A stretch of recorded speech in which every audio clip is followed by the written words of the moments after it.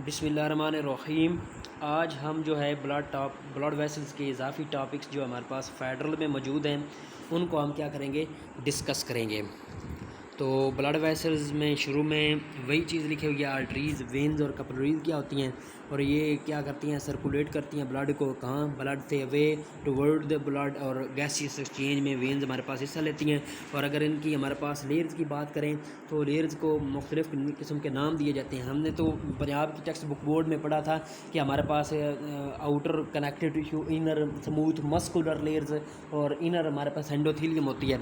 तो अगर हम इसको नाम दें तो ट्यूनिक्स इनको कहते हैं, हम इसकी लेयर्स को आर्टरीज़, कैपिलरीज और वेन्स की लेयर्स को हम ट्यूनिक्स कहते हैं।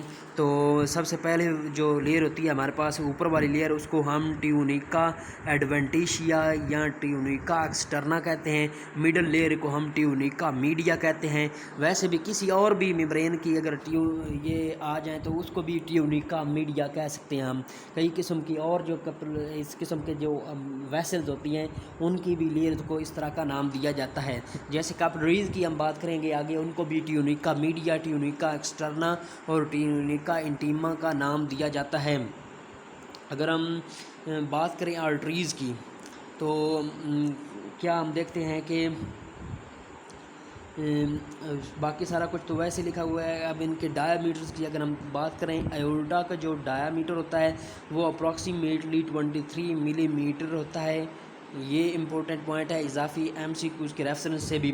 अगर हम बात करें आर्ट्यूल्स की तो 0.2 मिलीमीटर उसका डायामीटर होता है। तो आर्टरीज़ का हमारे पास इसके दरमियान में मौजूद होता है डायामीटर।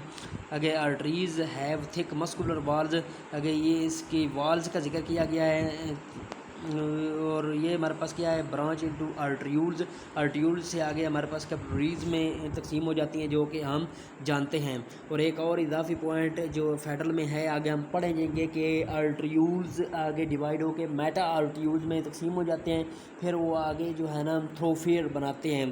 तो ये हम इजाफी इंफॉर्मेशन पढ़ेंगे। और ब्लड जो है हमारे पास बहर लॉस या हीट लॉस, इससे वो भी जो है हमारे पास मेटा आर्ट्यूल के ज़रिए से होती है, ना कि कैपिलरीज गैसियस एक्सचेंज में हिस्सा करती हैं और बहुत ही जो है हमारे पास थिन वॉल होती हैं और ब्लड उनमें एक सिंगल फाइल में मूव करता है।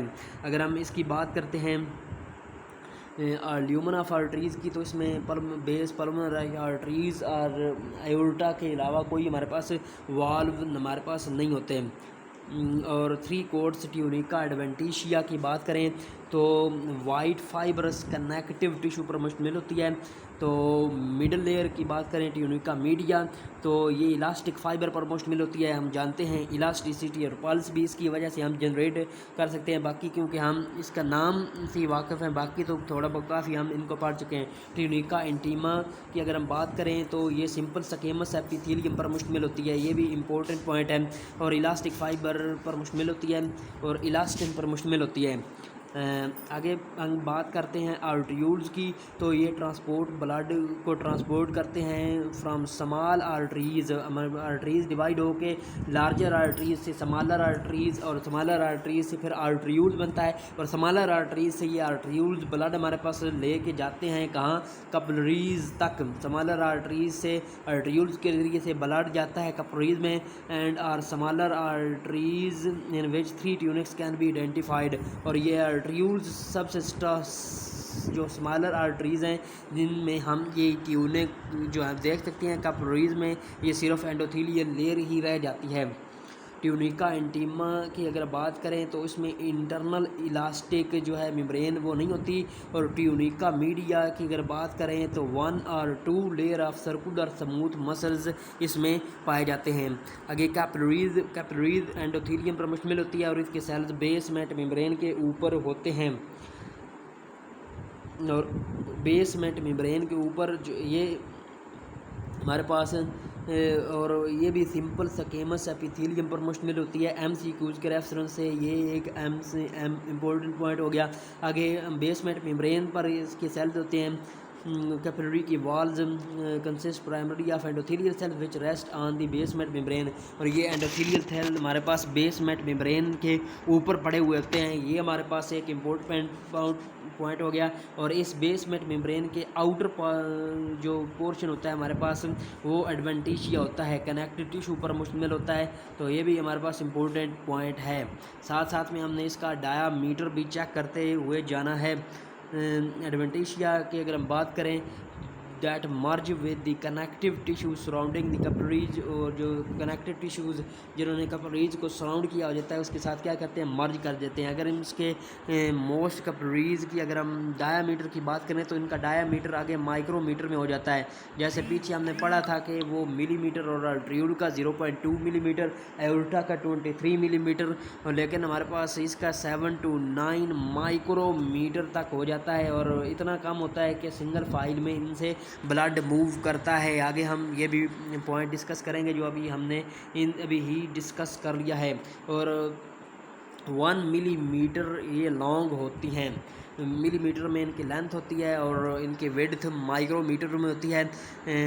और सिंगल फाइल में रेड ब्लड सेल इनसे मूव करते हैं। कैपिलरी का नेटवर्क, आर्टरियूल्स, फिर मेटा आर्टरियूल्स, फिर कैपिलरीज हमारे पास बनती हैं।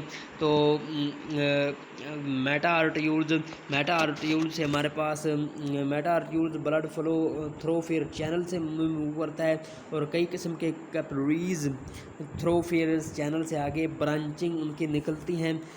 आगे हम बात करें तो इधर जब मेटा आर्टरियूल्स में खुलते हैं कैपिलरीज में, तो उससे पहले हमारे पास प्री कैपिलरी स्फिंक्टर होते हैं।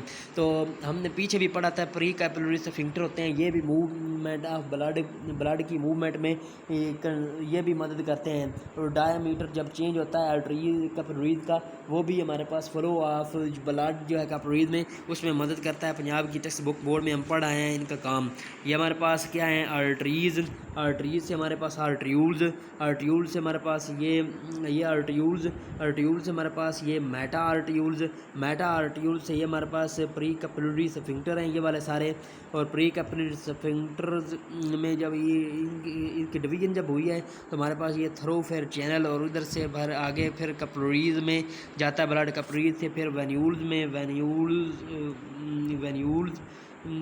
से फिर आगे वेन्स में जाता है ब्लड। आगे ब्लड वेन्स की बात करते हैं तो ये भी अगर इसकी लेयर की तरफ आते हैं, अगर हम रंग की बात करें तो आर्टरीज जो है हमारे पास ऊपर मसल में होती हैं, और हमारे पास पिंक जो है उनका कलर पिंक होता है। लेकिन अगर बात करें हम वेन्स की तो वो ब्लू वेसल होती हैं और अंडर द स्किन हमारे पास पाई जाती हैं। तो ये हमारे पास इनका कलर जो है डिटेक्ट कर सकते हैं इनका। ये भी same tunica adventitia, tunica media और ट्यूनिका इंटीमा पर मुश्तमिल होती है। लेकिन मस्कुलर लेयर हम पीछे भी पढ़ आए हैं पंजाब टेक्स्ट बुक बोर्ड में, क्या होती है वो कम होती है। अगर हम बात करें एडवेंटिशिया की, इसमें कोलेजन होते हैं आमतौर पर, मिडल लेयर में भी कोलेजन पाया जाता है। कोलेजीनियस टिश्यूज़ पर मुश्तमिल होता है। ये इजाफी पॉइंट है, MCQs के रेफरेंस से भी इंपॉर्टेंट है। ट्यूनिका मीडिया की बात करते हैं तो thin layer of circular arranged smooth muscles collagen fibre इसमें भी होता है, और फ्यू स्पेयर्सली डिस्ट्रीब्यूटेड इलास्टिक फाइबर होता है जो कि हमारे पास इंटीमा में भी पाया जाता है। एंडोथेलियल सेल पर मुश्तमिल होती है, और इसमें भी क्या collagenous connective tissues and few scattered elastic fibre भी पाए जाते हैं। और वेन्यूल्स हमारे पास वेन्यूल जो है ना वो जो है वो लार्जर डायमीटर जब उनका होता है तो फिर हमारे पास स्मॉलर वेन्स, फिर मीडियम वेन्स और फिर लार्जर वेन बनती हैं। तो वेन्यूल्स का अगर हम डायमीटर की बात करते हैं तो ये माइक्रोमीटर में होता है। लेकिन कैपिलरीज का जो 7 से 9 था तो इनका 40 से हमारे पास 50 माइक्रोमीटर की रेंज में होता है। और endotheliums resting on the delicate basement membrane, और ये इसके भी एंडोथीलियल सेल जो है हमारे पास बेसमेंट मेम्ब्रेन के ऊपर पड़े हुए होते हैं वेन्स के। अगर हम बात करें आगे, ये इसकी लेयर दिखाई गई हैं और हमारे पास अगर बात करें वेसल्स की तो 0.2 से 0.3 मिलीमीटर इन डायमीटर वेंस का हो जाता है, स्मॉलर वेंस का। वेन्यूल्स की अगर बात करें तो ये ब्लड को कलेक्ट करती हैं कैपिलरी से एंड स्मॉल वेंस में लेके जाती हैं, और स्मॉल वेन से हमारे पास आगे मीडियम साइज़ वेन में जाता है, मीडियम साइज़ वेन से हमारे पास लार्ज साइज़ वेन में ये जाता है। ट्यूनिका, एंटीमा मीडिया और एडवेंटिशिया ये दोनों इलास्टिक फाइबर, स्मूथ मसल्स, एंडोथेलियम्स, ये सारा का सारा स्ट्रक्चर बिल्कुल वैसे ही होता है। इसका बस बोर थोड़ा सा क्या होता है, बड़ा होता है। और बाकी इसका कलर भी आप देख सकते हैं हमारे पास ये इसका कलर पर्पल किस्म का होता है, ब्लू, बल्कि इसका ब्लू होता है। और पिंक हमारे पास किसका होता है, आर्टरीज़ का। वॉल्स अगर हमारे पास वेंस की बात करें तो वेंस में जो है हमारे पास सिमिल्यूनर वॉल्स की तरह के वाल होते हैं जो बैक फ्लो ऑफ हर्ट को क्या करते हैं, कंट्रोल करते हैं। और ये लोअर साइड पे हर्ट की पाए जाते हैं, पर साइड पे हमारे पास नहीं पाए जाते। तो ये भी वाल और डायरेक्शन ऑफ फ्लो को बैकवर्ड में नहीं आने जाते। और 3 फ्लैप होते हैं जो आपस में एक दूसरे से इस तरह मिल जाते हैं। तो ये भी हमने डिस्कस किया था उसमें पंजाब की टेक्स्ट बुक बोर्ड में भी। अगर हम बात करें जब इनका veins having diameter greater than 2 millimetre, जब वेंस का डायमीटर इस तरह से बढ़ता रहता है, तो जब हमारे पास 2 मिलीमीटर आता है तो ये क्या करती हैं, allow blood flow toward the heart but not in opposite direction. तो ये अपोजिट डायरेक्शन में ब्लड को नहीं जाने देती। और वॉल्स की अगर बात करें तो फोल्ड होते हैं ट्यूनिका इंटीमा के अंदर, इसके फॉर्म 2 फ्लैप्स। इसके हमारे पास क्या होते हैं, 2 फ्लैप्स होते हैं that are shaped and function like semilunar valve. इसके 2 शेप्स होते हैं जिस तरह हमारे पास सिमिल्यूनर वाल के 3 फ्लैप्स होते हैं जो आपस में बंद कर देते हैं। तो इस तरीके इसके 2 फ्लैप्स होते हैं, ये भी इम्पोर्टेंट पॉइंट है। और 2 फोल्ड जो हमारे पास क्या कर देते हैं, ब्लॉक कर देते हैं और हर्ट को बैकवर्ड मूवमेंट से बचाते हैं। और इस तरह सराउंडिंग मसल भी, और हमारे पास ब्लड प्रेशर भी वेंस कंपैरेटिवली लो होता है। ब्लड प्रेशर की अगर बात करें so the flow of blood in the veins is helped by gravity, और ग्रेविटी के ज़रिए से भी इसको महसूस कर सकती हैं हम, एड कर सकती है ग्रेविटी भी इसको। सिमिल्यूनर वॉल मस्कुलर कंट्रैक्शन के ज़रिए से भी ये इसमें क्या होती है, मूवमेंट होती है, जो कि हम पढ़ रहे हैं। आगे हम चलते हैं इससे भी। तो रोल ऑफ आर्टरीयूल्स इन वैजो कंस्ट्रिक्शन और डायलेशन किस तरह होती है। सर्कुलर स्मूथ मसल्स जब हमारे पास रिलैक्स करते हैं तो हमारे पास वेसल डायलेट कर जाती हैं और उनमें ब्लड क्या हो जाता है, ज़्यादा हो जाता है। और हमारे पास और ये रिलैक्सेशंस कंट्रैक्शंस जो है ना मसल्स कहाँ होते हैं, ट्यूनिका मीडिया के अंदर, क्योंकि स्मूथ मसल्स उधर ही पाए जाते हैं। डिक्रीज इन फ्लो हो जाती है कंस्ट्रिक्शन से। और डायलेशन की अगर हम बात करते हैं तो उधर हमारे पास ब्लड फ्लो क्या हो जाता है, इंक्रीज़ हो जाता है। वाइजो कंस्ट्रिक्शन एजेंट होते हैं जो कि कंस्ट्रिक्ट कर देते हैं, और कुछ वाइजो डायलेटर एजेंट होते हैं जो आर्टरीज को डायलेट करते हैं। ब्लड सर्कुलेशन की बात करें तो वो हार्मोन वाइजो कंस्ट्रिक्शन के तौर पर कुछ एक्ट करते हैं, जैसे नॉर एपिनेफ्रीन्स पावरफुल जो है वाइजो कंस्ट्रिक्शन है, और एपिनेफ्रीन लेस है। मतलब एपिनेफ्रीन कभी कभी हमारे पास डायलेशन के तौर पर भी काम करता है।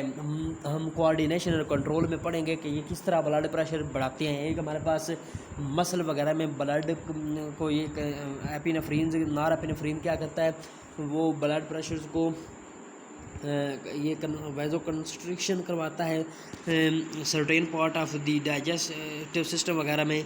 और नार एपिनेफ्रीन क्या करता है, ये हमारे पास वाइजो डायलेशन जैसे हमारे पास मसल वगैरह में करवाता है, और दोनों सिनर्जिस्टिकली ब्लड प्रेशर रेज करवाने में हेल्प आउट कर रहे होते हैं, जो कि हम पढ़ेंगे कोऑर्डिनेशन एंड कंट्रोल में।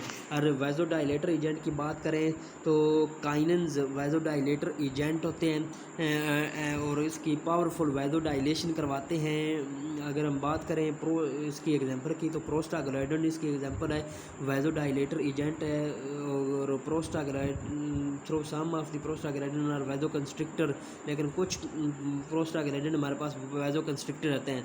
मतलब हमारे पास ये जो पायरोजन्स और प्रोस्टाग्लैंडिन हार्मोन्स होते हैं हमारे पास क्या क्रिएट करते हैं, आर्चिडन हमारे पास आर्चिडोनिक एसिड से बनते हैं और हमारे पास ये फीवर वगैरह काज करते हैं। तो उधर भी हमने ये पढ़ लिया था फेडरल के टेक्स्ट बुक बोर्ड में। तो कुछ हमारे पास प्रोस्टाग्लैंडिन क्या करते हैं, ब्लड प्रेशर को रेज़ करते हैं, और कुछ हमारे पास ब्लड प्रेशर को कम भी करते हैं।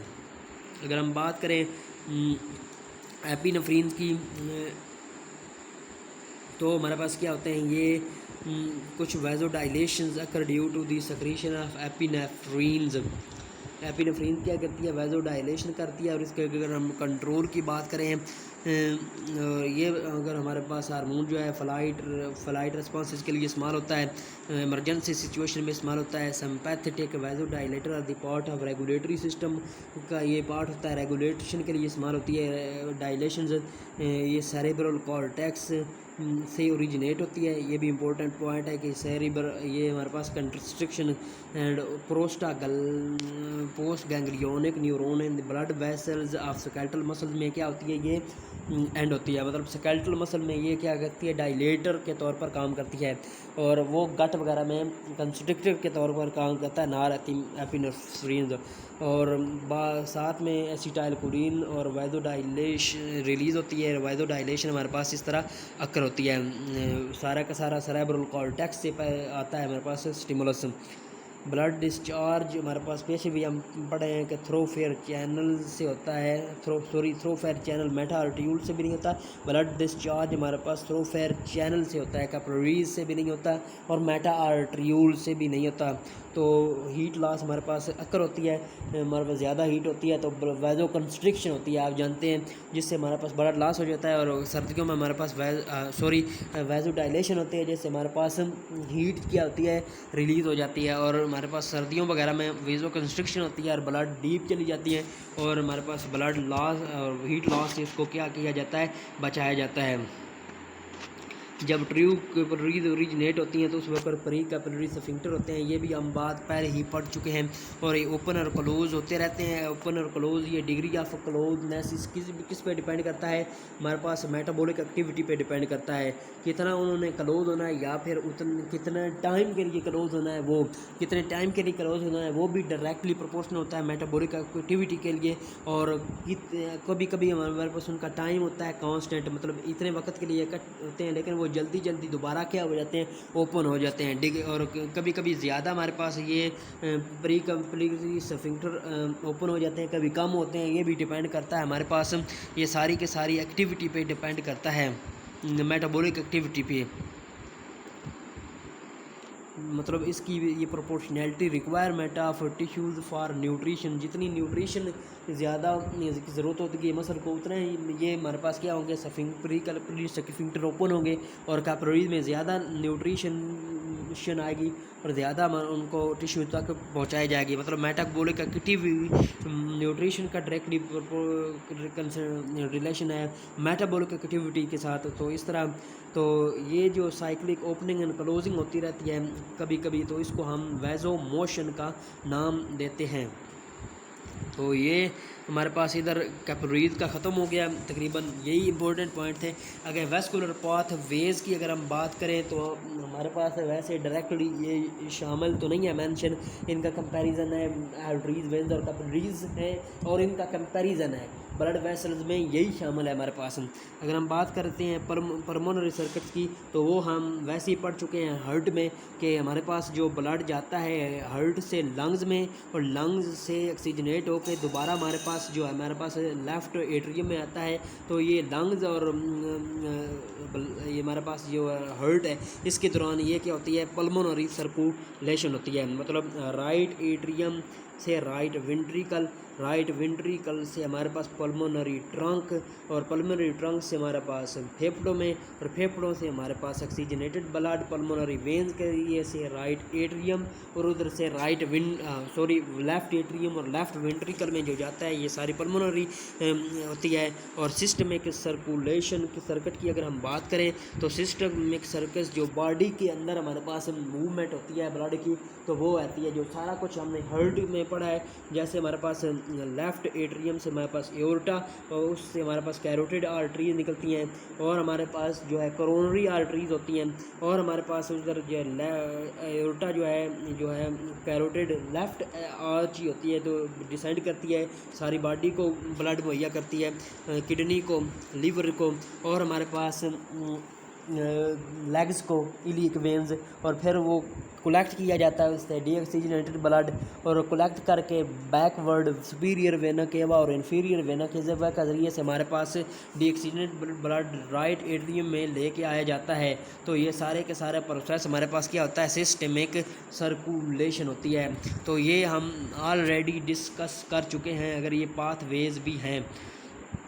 बाकी हैप्टिक पोर्टल सर्कुलेशंस भी हम डाइजेस्टिव सिस्टम में पढ़ चुके हैं कि हमारे पास वो पोर्टल सर्कुलेशन वो सर्कुलेशन होती है जो कैपिलरीज में ही शुरू होती है और कैपिलरीज में ही ख़त्म होती है। ये सप्लीन्स, और हमारे पास इसमें क्या इन्वॉल्व होते हैं, लिवर, और लिवर हैप्टिक पोर्टल वेन्स को क्या करता है, रिसीव करता है, और रेनल आर्टरीज हमारे पास और रेनल वेन्स मुहैया करती हैं इसको ब्लड, और फिर आगे डिवाइड हो के ग्लोमेरुलस, और ये सारी की सारी जहाँ एब्जॉर्प्शन होती है, और उधर भी हमारे पास कैपिलरीज का नेटवर्क बन जाता है जो कि हमारे पास एब्जॉर्प्शन में मदद करता है।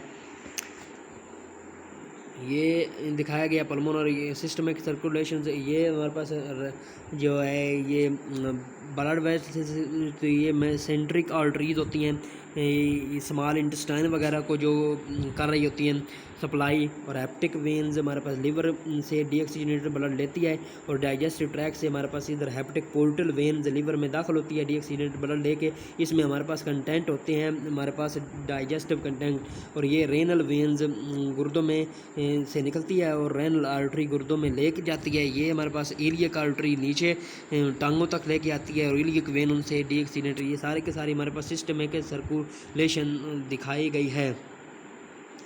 कोरोनरी सर्कुलेशन क्या होती है, at the base of aorta, उधर हमारे पास ये है कोरोनरी आर्टरीज, कोरोनरी वेन्स निकलती हैं जिसके ज़रिए से हमारे पास वो ब्लड जो है हार्ट की वॉल को दे दिया जाता है, और उधर से हमारे पास क्या कार्डियक वेन्स दोबारा बनती हैं जो कैपिलरीज में तकसीम होती हैं, फिर वेन्स में, और वेन्स के ज़रिए से राइट एट्रियम में जो है ब्लड लेके आ जाता है। मतलब ये पहले कोरोनरी साइनस चैनल बनता है on posterior surface of heart, और कोरोनरी वेन्स ब्लड को क्या करती हैं, राइट एट्रियम में लेके आती हैं, और wall of heart has to supply, और राइट और लेफ़्ट कोरोनरी आर्टरीज बनती हैं मायोकार्डियम, ये मायोकार्डियम में ये जाती हैं। तो ये भी इम्पोर्टेंट पॉइंट है, मायोकार्डियम से इसको सप्लाई किया जाता है।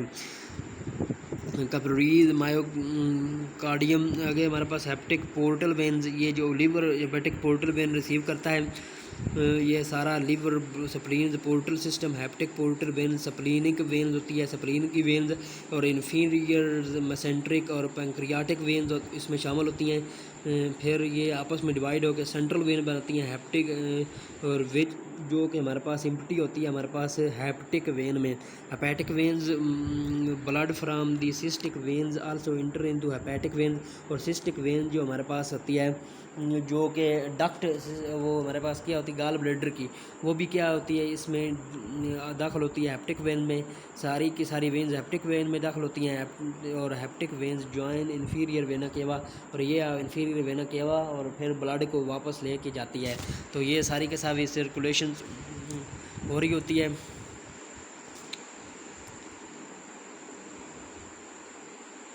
ये दिखाया गया हमारे पास इधर हैप्टिक पोर्टल सिस्टम्स,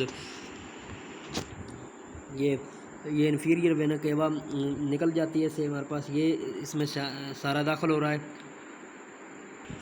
ये दिखाया गया है। इसमें कौन कौन से पोर्टल सर्कुलेशन में आर्गन्स इन्वॉल्व होते हैं बेसिकली। तो लीवर स्मॉल इन्वॉल्व होता है उसमें, फिर आगे गॉल ब्लैडर वगैरह, स्मॉल इंटेस्टाइन और लार्ज इंटेस्टाइन और स्प्लीन्स और डाइजेस्टिव सिस्टम और पंक्रियाज, ये सारे के सारे पोर्टल सर्कुलेशन में इन्वॉल्व होते हैं।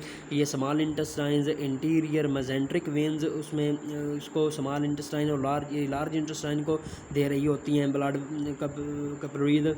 ये इन्फीरियर मेजेंट्रिक वेन्स जो हैं ये कोलान वगैरह को, और राइट गैस्ट्रोपाइपलोनिक वेन्स होती है। इधर ये तस्वीर से सही नज़र आ रहा है, बाकी तो उन्होंने बस ऐसे लिखा हुआ है। आगे अपेंडिक्स को दे रही होती है, स्मॉल इंटेस्टाइन को, असेंडिंग कोलॉन्स को। ये सारी के सारी ये कौन सी हैं, ये सारे के सारे ये कैपिलरीज जो छोटी हैं ये जॉइन होकर सुपीरियर मेजेंट्रिक वेन्स बनाती हैं, और ये जो कि हमारे पास इधर से हमारे पास ले के ब्लड उधर लिवर की तरफ जा रही होती हैं हेपेटिक पोर्टल सर्कुलेशन में। ये सारी के सारी वेन्स ही होती हैं। और इन्फीरियर मेजेंट्रिक वेन्स जो है हमारे पास ये, और सुपीरियर मेजेंट्रिक वेन्स ये दिखाई गई है। मतलब इस सिस्टम का अपना जो है हमारे पास पंपिंग मैकेनिज़्म नहीं होता है। ये लिवर है, लिवर की आगे स्टोमच है, गैस्ट्रिक वेन्स इसमें शामिल होती है, गैस्ट्रिक वेन्स, और left gastro epiploic veins, splenic veins, और pancreatic branch, tail of pancreas, splenic vein होती है इसमें शामिल, और स्प्लीनिक वेन्स भी इसमें शामिल हो जाती है हमारे पास हेपेटिक पोर्टल वेन में। ये सारी मेन हेपेटिक पोर्टल वेन है। तो ये हमारे पास गॉल ब्लैडर से सिस्टिक वेन भी इसमें शामिल होती है। तो ये सारी एक दूसरे से मिल के हमारे पास लीवर के अंदर फिर हेपेटिक वेन बनती है। हेपेटिक वेन से क्या करती है, ये सारा का सारा डीऑक्सीडेंट ब्लड फिर इन्फीरियर वेना केवा में चला जाता है। तो ये हमारे पास सारा का सारा क्या है, हेपेटिक पोर्टल सर्कुलेशन है। ऐसा ये जो है हमारे पास नहीं इन्वॉल्व होता एंट्री टेस्ट के सिलेबस में, वैसे ही हमें थोड़ा बहुत इसका पता होना चाहिए। ये हमारे पास रेनल आर्टरी और रेनल वेन्स सप्लाई कर रही होती हैं इसको ब्लड, और हमारे पास इधर क्या आता है, रेनल मेडुला की साइड पे ये क्या होती हैं, दाखिल होती हैं किस तरह विच, और रेनल आर्टरी जो है ना divide into interlobular arteries. Renal artery ये है, ये रेनल आर्टरी जा रही है, और ये इंटरलोब्यूलर आर्टरी में आगे डिवाइड हो गई है, और ये रेनल मेडुला के अंदर है। और क्यूट आर्टरीज़ फिर आगे मज़ीद डिवाइड होती हैं। ये ऊपर बार रेनल कॉर्टेक्स है हमारे पास। अगर इंटरलोब्यूलर आर्टरीज़ एंड वेन्स ये दिखाई गई हैं, और हमारे पास रेनल वेन दिखाई गई है ये इस तरह। ये हमारे पास, और हमारे पास माइक्रो और फिर ग्लोमेरुलस स्ट्रक्चर में एंड पे डिवाइड हो जाती हैं आर्टरीयूल्स में। तो ये हमारे पास सारी क्या अहम रेनल सर्कुलेशन से। तो पेरिटेब्यूलर कैपिलरीज पहले होती हैं, फिर वैजा रेक्टा बनता है। ये सारे का सारा प्रोसेस हमारे पास क्या है, ये आर्टरीज डिवाइड हो के बनाती हैं, और सारी की सारी कैपिलरी, और कैपिलरी का नेटवर्क बनता है, और कैपिलरी नेटवर्क से blood is rain into interlobular veins. फिर वो ब्लड इंटरलोब्यूलर वेन में आता है, फिर आर्क्यूएट वेन में आता है, और फिर हमारे पास किडनी से रेनल वेन के ज़रिए से निकल जाता है। तो ये इम्पोर्टेंट पॉइंट हैं, लेकिन पता होना चाहिए। वैसे इस किस्म के अगर MCQs आ जाते हैं तो जो है ना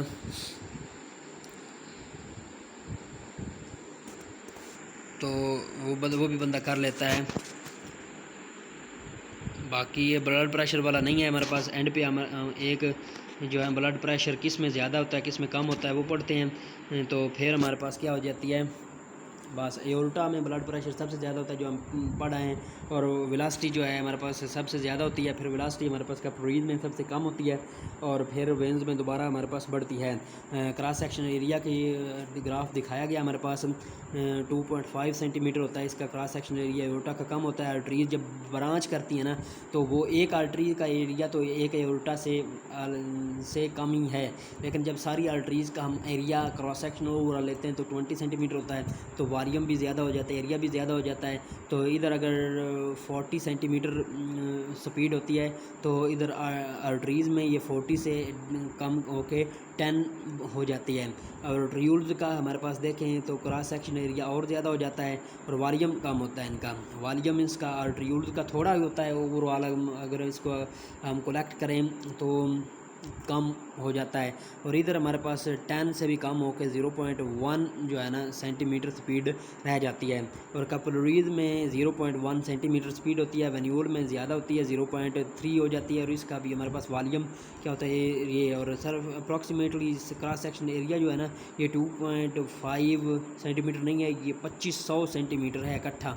और वेन्यूल्स का फिर आगे क्रॉस सेक्शन एरिया कम, वेन्स का कम, उससे कम, और वेना केवा का कम।